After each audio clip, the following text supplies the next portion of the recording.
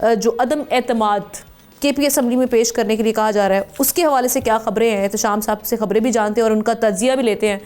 دیکھیے آمنہ 3 ٹیک اویز ہیں میجر اس میں. میں پھر تجزیہ بھی آپ کو دوں گا کہ کہاں پہ غلط ہوا کہاں پہ صحیح ہوا، لیکن بنیادی طور پہ جو ہم کہتے ہیں زمینی حقائق، اس بات سے ہٹ کے کہ غلط کیا ہے صحیح کیا ہے، اس کی طرح اگر ہم جائیں تو یہ آپ بالکل ٹھیک کہہ رہی ہیں. ٹوٹل یہ 76 سیٹیں بنتی تھی جو پی ٹی آئی کی یا آپ سنی اتحاد کی کہہ سکتے ہیں. اس میں سے 21 جو ایم این ایز کی اور 55 ایم پی ایز کی تھی.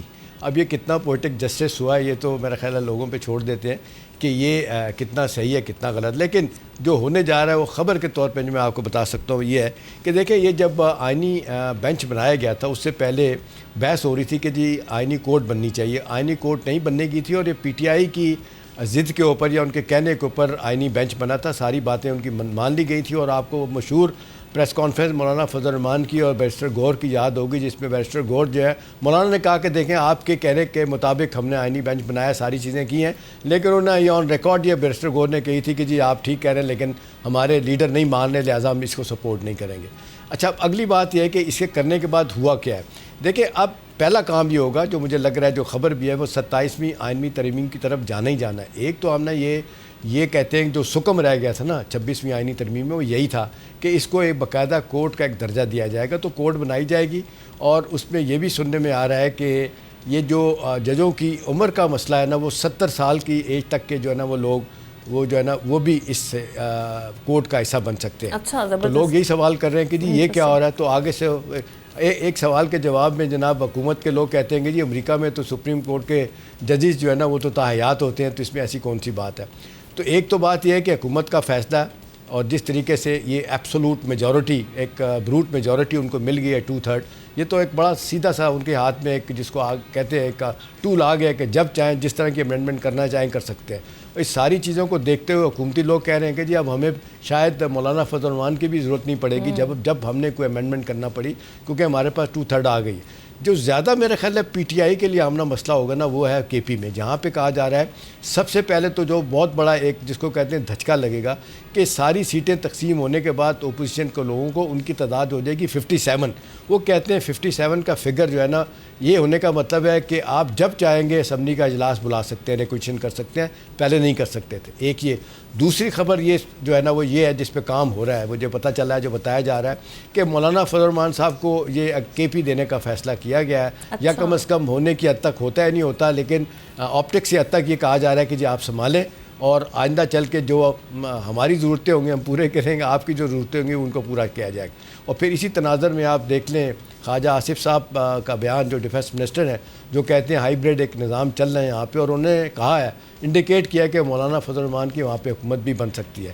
تو فوری طور پہ تو یہ ایک جھٹکا تو کے پی کے لیے ہوگا. ٹھیک ہے اب اگلا سوال لیکن یہ ووٹ آف نو کانفیڈنس جو ہے آپ کو لگتا ہے کہ اتنی آسانی سے یہ ہو جائے گا وہاں پہ معاملات، جتنی آسانی سے گورنمنٹ سوچ کر بیٹھی ہے جو بھی معاملات ہیں اتنی آسانی کے ساتھ نہیں ہوگا. اس کی بنیادی وجہ یہ ہے کہ ایک بہت بڑا پھیبل آئے گا اور ایک بہت بڑا اس کا ریئیکشن بھی آئے گا. کے پی میں اگر آپ یہ کرنے جائیں گے تو میرا خیال ہے لوگ تو ظاہر ہے صبح 2013 سے ان کے پاس ہے پی ٹی آئی کے، اگرچہ ہم دیکھ رہے ہیں انہوں نے کوئی ڈیلیور نہیں کیا اتنا زیادہ جو ہم کہہ سکیں کہ بڑا کام کیا انہوں نے. آپس کے لڑائی جھگڑے نہیں ختم ہو رہے، کرپٹ پریکٹسز ہیں اور بڑے ایشوز ہیں. یہ ہے کہ لوگ ریئیکٹ کریں گے. اسی طرح ریئیکٹ کریں گے جب آپ نے دیکھا کہ بانی پی ٹی آئی کو نکالا گیا، اس نے کہا کوئی رہ تو نہیں گیا، سارے پلٹ کے لوگ ان کی طرف آ گئے. تو یہ میرا خیال ہے حکومت دستہ سوچے گی کہ یہ رسک لینے کی ہے بات کہ ان کو وہاں پہ لے کے جایا جائے اور کسی اور کی حکومت بنائی جائے یا ان کے ساتھ ہی کوئی ارینجمنٹ کیا جائے. لیکن یہ ہے کہ جس طریقے سے ان کو باندھ دیا گیا ان کے لیے مشکلات ہوگی. اب دیکھیں آمنہ جو اصل بات ہے نا تجزیے کے طور پہ یہ ہے کہ ساری لیگل کمیونٹی کہتی ہے کہ اس سے بڑا بلنڈر کوئی نہیں تھا کہ یہ جس طریقے سے انہوں نے سنی اتحاد کو جو سیٹیں دے دی گئی، جو الیکشن لڑا انہوں نے سنی اتحاد کے سمبل پہ.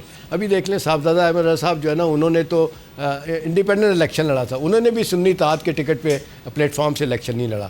وہ کہتے ہیں یہ اس پہ تو آپ دیکھ لیں کہ جو مجھے ذاتی طور پہ پتہ ہے آمنہ کہ پی ٹی آئی کے لوگ اس بات کو لیگل مائنڈ مانتے ہیں کہ یہ غلط فیصلہ تھا، آئینی طور پہ غلط فیصلہ تھا کہ یہ جو بار بار سوال عدالت پوچھتی ہے نا کہ جی آپ بتائیں کس بنیاد پہ آپ کو سیٹی دیں، تو اس کے لیے تو ایک باقاعدہ ایک سیاسی جماعت ہوتی ہے. آپ کی تو سیاسی جماعت تھی نہیں اور جو تھی بھی آپ نے شامل کی، اس کا لیڈر انڈیپینڈنٹ الیکشن لڑ رہا ہے. تو میرا خیال ہے یہ بہت بڑا बड़ा फ्ला, इसका एक नुकसान फ्लॉ तो था, लेकिन बेस्ड ऑन दैट आपने सीटें पकड़ के सब में बांट दी आई। इस तरह से, ये भी एक, इस पे भी बहुत सारी तनकीद और ये बंदर मार दे, ये गलत है, ये ज्यादती है, ये मेरा ख्याल है नहीं होना चाहिए था। इसमें कुछ लोगों का ख्याल है कि जी ये सीटें आप खाली छोड़ देते, और या ये कि पार्लियामेंट को आप इख्तियार देते कि इसके ऊपर लेजिस्लेशन करे कि इसका क्या करना है। हम ना देखें कोई पार्टियां ऐसी भी हैं जिनकी एक एक सीट है, उन्हें भी 2-2, 3-3, 4-4 सीटें मुफ्त में ही मिल जाएंगी, वो गुडी लुट ग्रुप बन के वो सामने आए। तो मेरा ख्याल है ये ज्यादती है, ये नहीं होना चाहिए था।